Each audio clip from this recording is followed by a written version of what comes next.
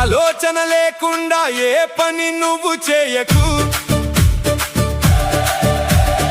ఆడంబరాలే మనిషిని అప్పుల పాలు చేసేది. తొందరపాటే మనిషి దుఃఖానికి దారి తీసేది. ఖర్చు పెట్టినంత సులభం కాదు సంపాదించడం.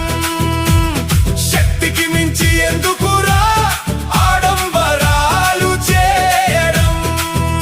జీవితం ఒక రోజుతో అయ్యేది కాదు.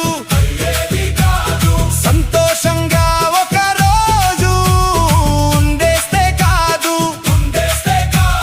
భవిష్యత్తు గురించి ఆలోచించు సోదరా. గొప్పలకు పోయి అప్పులు చేయడం